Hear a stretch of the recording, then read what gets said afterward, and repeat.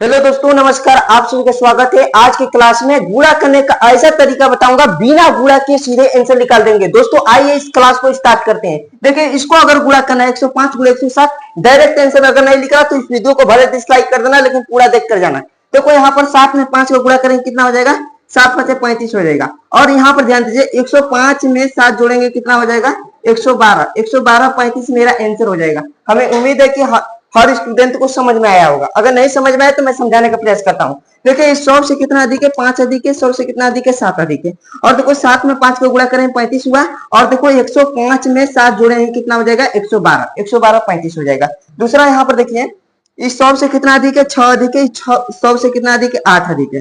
तो 6 में 8 को गुणा करेंगे, 8 से कितना हो जाएगा? कहेंगे 48 हो जाएगा। और देखो 106 में इस 8 को जोड़ दो तो कितना हो जाएगा? 114 आंसर। 114 148 आंसर हो जाएगा।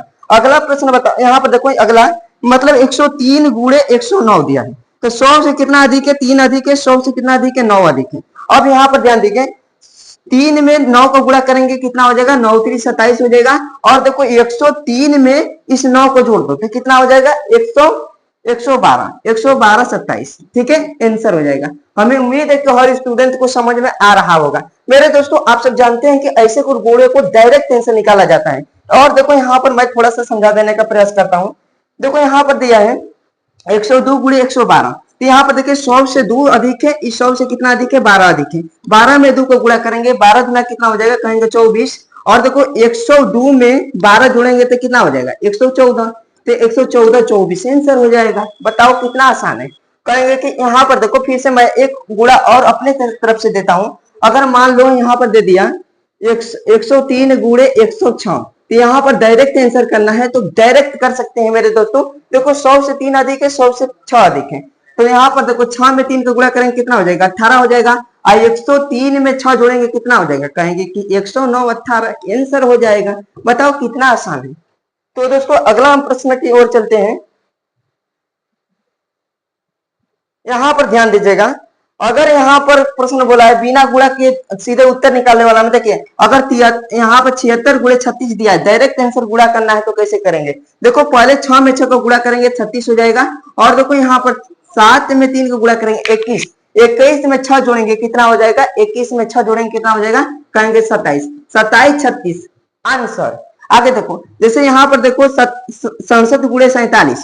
तो देखो 7 में 7 को पहले गुणा करो, कितना हो जाएगा? 49।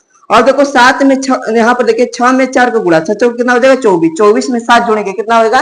तो कहेंगे कि 34। ये मेरा क्या हुआ? आंसर। अगला देखो, यहाँ पर ध्यान दो,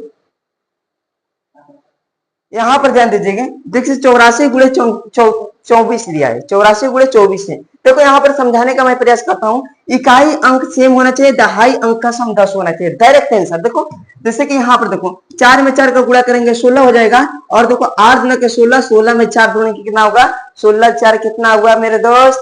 16 4 20। 20 16 मेरा आंसर हो जाएगा। हमें उम्मीद है कि ये भी समझ में आया होगा। अगले हम प्रश्न को चलते हैं। अगर यहाँ पर सवाल दिया है दोस्तों, ध्यान दो, यहाँ पर सवाल दिया है कि 255 गुणे 265, डायरेक्ट आंसर करना है, कैसे करेंगे? ध्यान देना। अगर यहाँ पर देखिए, पहले हम क्या करेंगे? अगर अंतर 10 का हो, अगर गुणा करने में अंतर 10 का हो तो डायरेक्ट आंसर निकालेंगे। देखो जैसे कि यहाँ पर देखिए, मान लीजिए हम कर देंगे 35 गुणे 45। आपको आंसर निकालना है, डायरेक्ट आंसर निकालना है, तो क्या करेंगे? इसमें देखो अंतर 10 का है ना, तो इकाई अंक देखो इकाई ऊपर 5 रहेगा तो एक बार 75 लिखना है। और इसमें देखो 3 और 4 में बड़ी संख्या कौन है? तो 4 है। तो 4 का स्क्वायर करो, 4 का स्क्वायर 16, 16 में से 1 घटाएंगे, कितना बचेगा?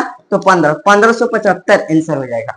यहाँ पर समझने में थोड़ा तुम लोगों को कठिनाई हुआ होगा, क्योंकि अगर मान लो हम कह देंगे कि 65 गुणे 75 करना है, डायरेक्ट यहाँ पर गुणा करेंगे। देखो 5, यहाँ पर देखो इकाई अंक पर 5 है दोनों तरफ, तो क्या करेंगे? एक बार कितना लिखेंगे? 75 लिखेंगे।